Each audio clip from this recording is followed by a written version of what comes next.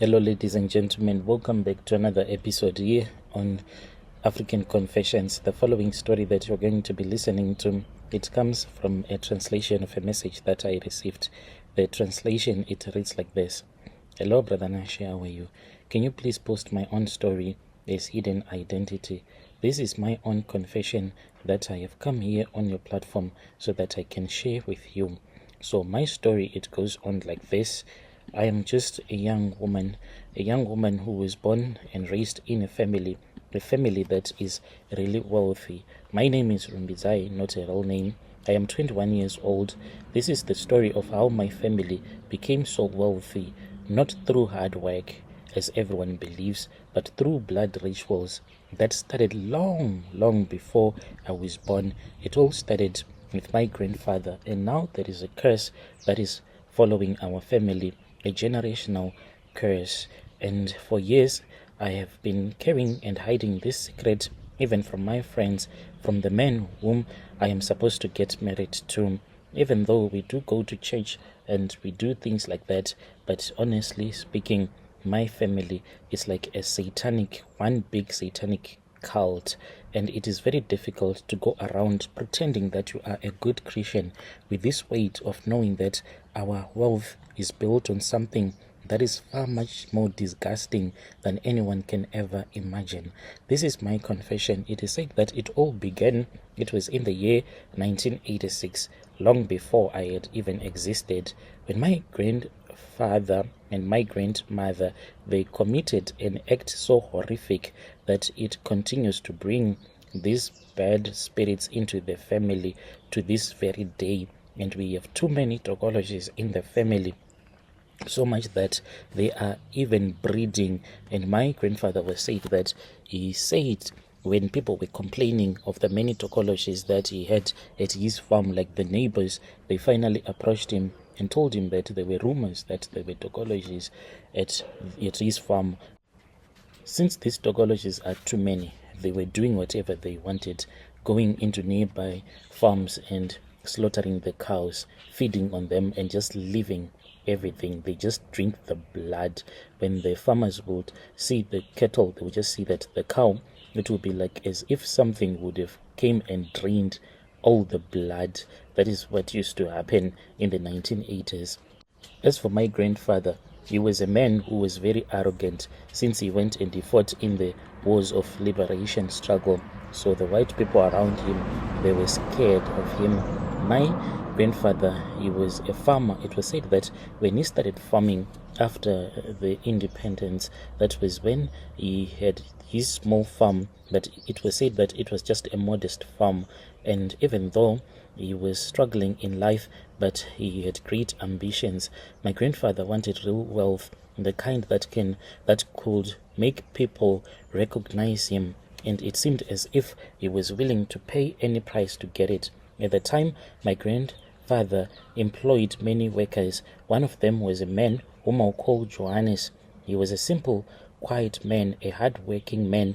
This was a time when most people from Mozambique were the ones that were doing odd jobs in our country, working in the farms and as gardeners and as maids. So Johannes, the man from Mozambique, was working for my grandfather. But what this man did not know was that my grandfather had been visiting a traditional healer in secret, and he did not know that for months and months my grandfather and my grandmother, they were planning and plotting his death. The healer had promised my grandfather a lot of money if he could perform a ritual. This ritual was going to require physical human blood, physical body parts from a man, and specifically it was said that the parts that were going to be required were his manhood, including his testicles. Those were the body parts that were needed.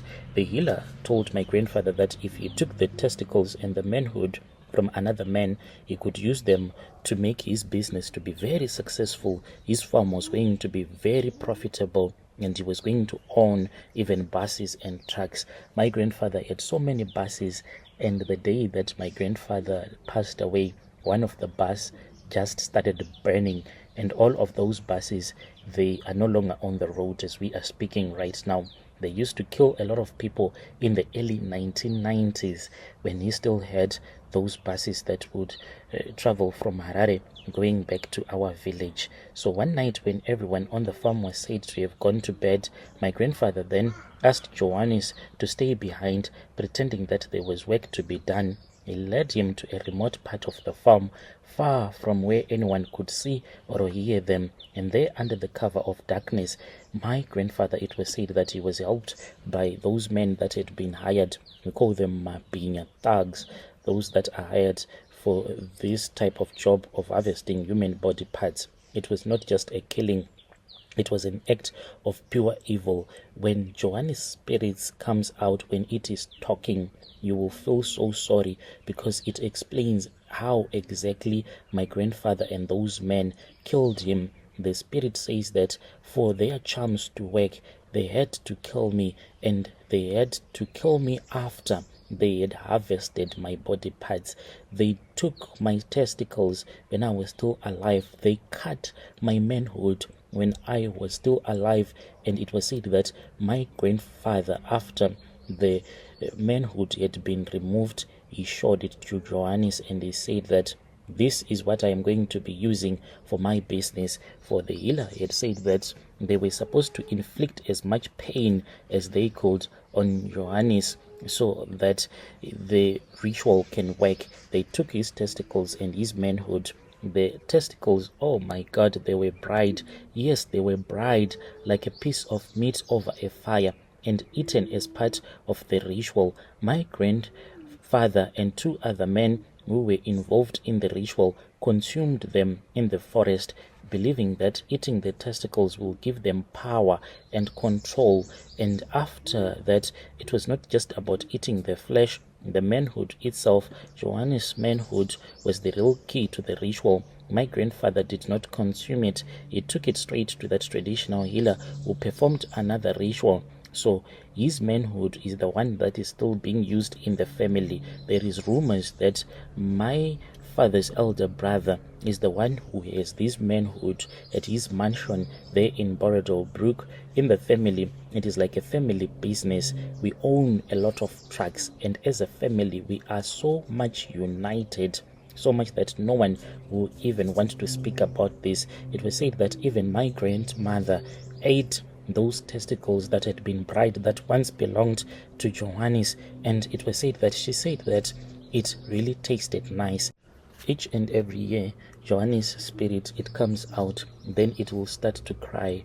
Usually it possesses any of the young ones, and when that young person will be talking, you will start to speak as if the person is from Mozambique. Even the Shona, the way that they'll be sounding, you can just tell that the person indeed is from Mozambique, because he will be speaking in broken Shona, mixing also with Portuguese, saying that my grandmother, when she ate the testicles, she said that she had never tasted meat that was as tasteful as Johannes's testicles. So the healer instructed my grandfather to bury the manhood, and after that, that was when it was removed, and my grandfather handed over this manhood. It is said that the manhood is still fresh as if it was removed from a person maybe a couple of hours ago. That is how we have been making all of this money. But us as women that are born in the family, Johannes does comes to us and he makes love to us, and he claims that we are all his wives. But there are some rituals that are done if it happens that you are about to get married. All of my cousin sisters that have been married, they all have been married without sleeping with a man, but they would find out that when they sleep with their husbands, their husband will complain and say that, I thought that you said you were a virgin, so what happened? Even I really know that I'm no longer a virgin, because I once had a dream I was sleeping with Johannes, and he then said that he had deflowered me, and I saw that there was blood there, and he said that this is the punishment that I am giving to you. It is not an easy existence, losing your virginity to a spirit, an avenging spirit, but this is the way that we live our lives. On the outside, we are people who are considered to be enjoying life, but we are not enjoying life as a family. We are a broken family. That is the fact, Brother Nashi.